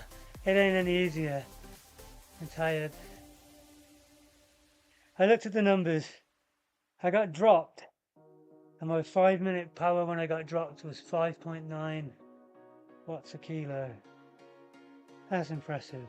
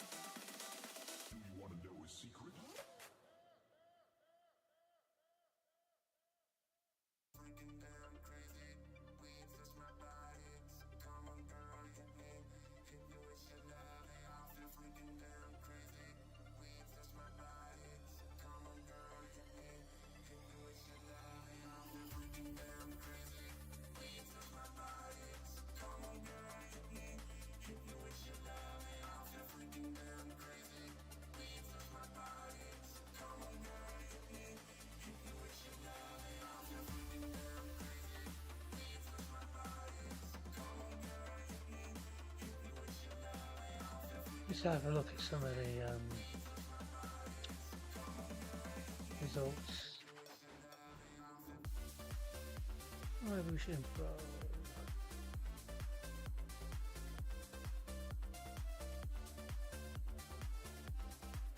Hey.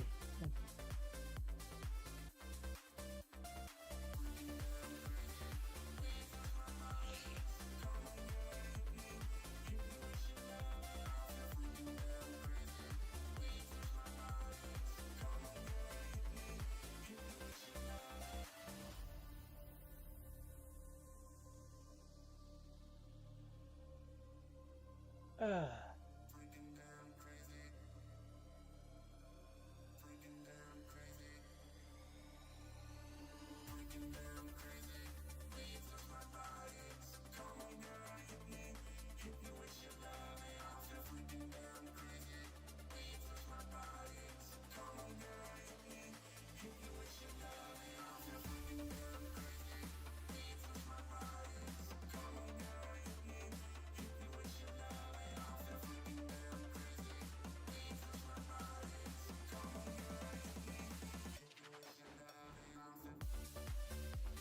Got 1 minute power, 6.7, and nearly everyone's got 7 plus. So that 1 minute power came probably at the top of the time after doing a 5 minute effort. Problem.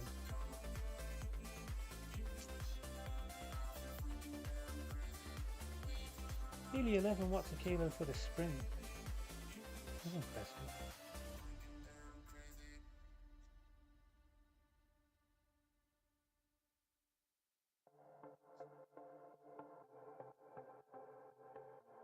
See, just sticking in the group makes it easier because here's Nicholas. It's the same weight as I am. Where did he finish?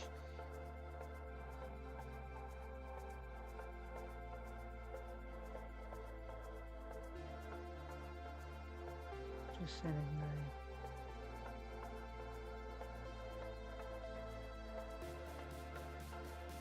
He finished 21st, right? 285 watt average. And I finished 31st, 208 to 280 watt average. What was his 5 minute power?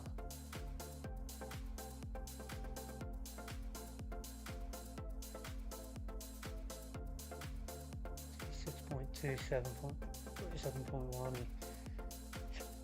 Bigger 5 minute, bigger 1 minute.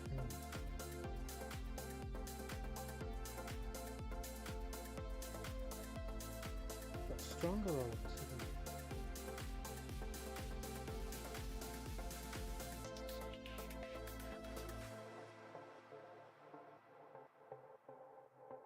And Hayden pushing 433 watts at nearly 5 watts a kilo. That's amazing. Anyway.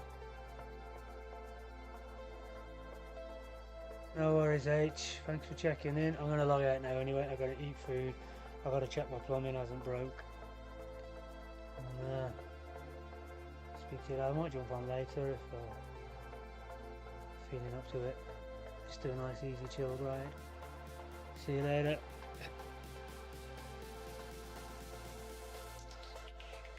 Oh, I'm gone.